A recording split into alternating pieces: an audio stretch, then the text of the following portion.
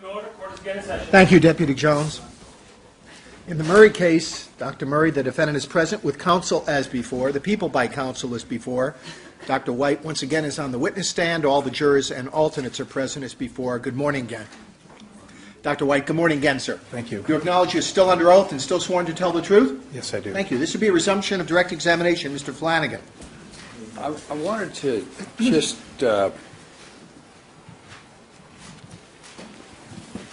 just touch on what we were talking about. In the event that all of the lorazepam were by IV or injection, how much would you expect there to be in the stomach? I would not expect to find any lorazepam in the stomach. Free lorazepam. Well, the fact that there's any free lorazepam in the stomach, what's that tell you? That tells me that Mr. Jackson had taken oral lorazepam at some time prior to his demise. And I would add that the simulations that I asked Dr. Ornelas to perform did take into account the time that would have been required for the pills to be absorbed and achieve peak effects and to achieve the desired target concentration at the time of death.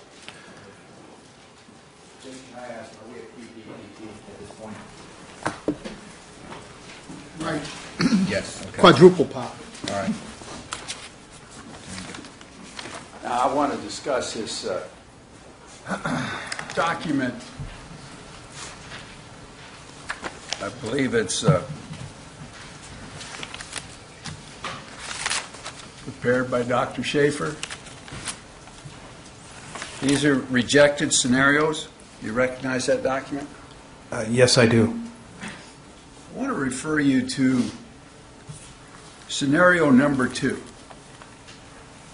Propofol, 50 milligrams, and I want to put Dr. Schaefer's depiction that he explained and based upon your study by Kim, Kill, and White. I think it's previously been marked as Triple H. That scenario, what does that assume? Well, it assumes that a bolus injection of 50 milligrams of propofol was injected over a period of, it looks like probably 30 to 60 seconds, very sort of a rapid bolus injection. And one would assume, again, I'm just speculating because I don't know what Dr. Schaefer was thinking when he drew the simulation, but I would assume he was making the assumption that given that Dr. Murray prepared a 1-to-1 mixture in a 10 cc syringe, that would mean 5 cc's of propofol, it's 10 milligrams per ml, so that would be 50 milligrams of propofol along with 5 mLs of 1% lidocaine, which would be again 10 milligrams per ml, so 50 milligrams. So you'd end up with a 10 cc syringe containing 5 cc's of propofol, 5 cc's of lidocaine, 50 milligrams of each. And Dr. Schaefer assumed that based upon toxicology reports, that there had been 5 milliliters of lidocaine given to Michael Jackson. Is that correct? Also speculation on this witness's part. Dr. Schaefer testified to the scenario. The objection is sustained. You may re-ask. In Dr. Schaefer's report that he prepared in this case, did he say that the toxicology results at time of autopsy were consistent with 5 milliliters of lidocaine being given? Yes, I believe he did. And so that scenario basically comports with Dr. Schaefer's assumptions of 1-to-1, 5 milliliters of lidocaine, 10 cc syringe, but it's inconsistent with Dr. Murray's statement to the police, isn't it? Well, it's inconsistent because Dr. Murray has repeatedly stated that he gave 25 milligrams, so he only gave 5 cc's from a syringe containing this 1-to-1 mixture. So, along with Dr. Schaefer, do you reject this scenario? I would reject it, yes. Now, this third scenario, involving 100 milligrams of propofol.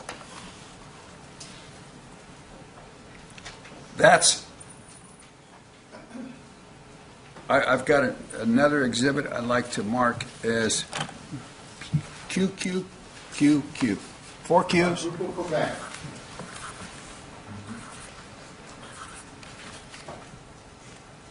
If we take that third scenario that he has rejected,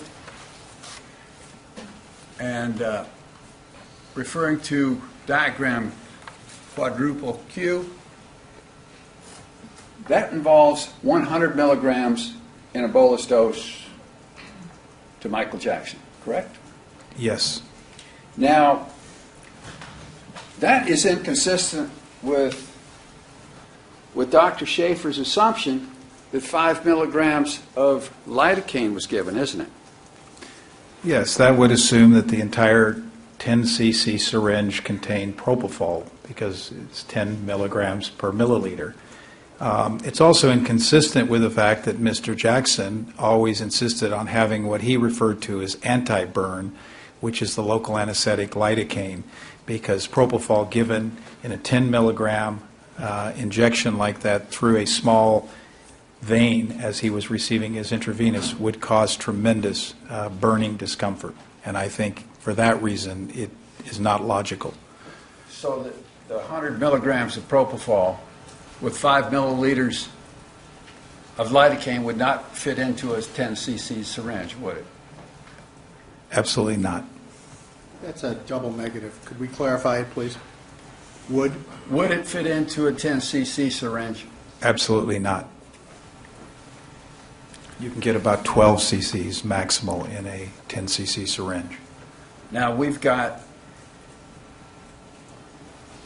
3 scenarios on the bottom of this diagram that involve multiple doses, multiple injections of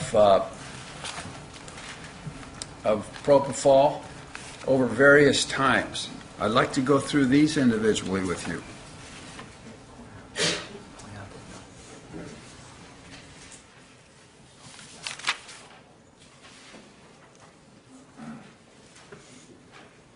Referring to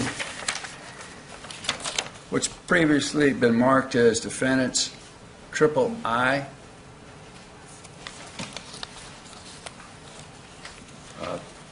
that shows Dr. Murray giving 6 injections of 50 milligrams each. That's what it suggests. I doubt that 5 milligrams of lidocaine would have to be given with each of these, would it? Well, presumably, if you're talking about a 1-to-1 ratio, yes. So that would result in a tremendous amount of lidocaine. Would that involve filling a 10 cc syringe completely full 6 different times? It would be quite a challenge to accomplish that in a 5 to 10 minute interval. He would be having to work extremely fast, and I doubt that he'd have time to accomplish that. I don't know how skilled he is in drawing up, but as suggested earlier, drawing propofol out of a glass ampule, as I'll show later, requires some effort, and I'm not sure I'd be able to accomplish that. It would be a challenge. Now, we've never made that contention, have we? No. And it's not even a rational contention to be made, is it? Well, it would mean putting Michael Jackson at deep sedation or even approaching unconsciousness, waiting till he barely wakes up, and then slamming him down again repeatedly. I don't understand the rationale for the simulation. We've also got self-injections. These are 100 milligrams each. These are self-injections by Michael Jackson. Now, is this scenario that Dr. Schaefer came up with, would you just describe this as just plain ludicrous? Again, we've talked earlier about the difficulty in drawing up even 5 cc's. To have a patient who's somewhat sedated under the effects of drugs, drawing up at one time, it may be conceivable. Drawing it up 6 times over that period of time, 2 hours, is inconceivable, yes.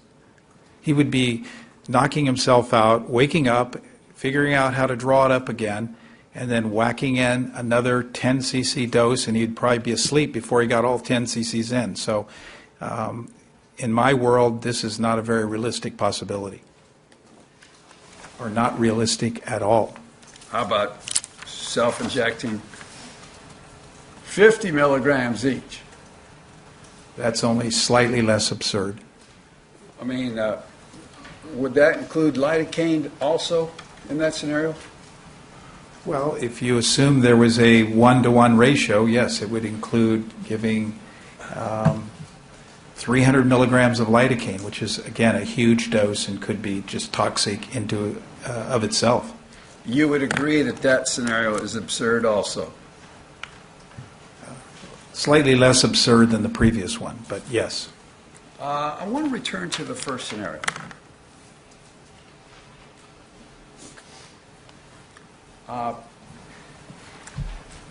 That scenario, Doctor,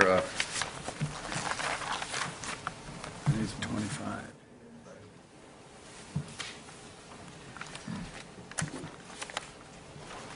Now,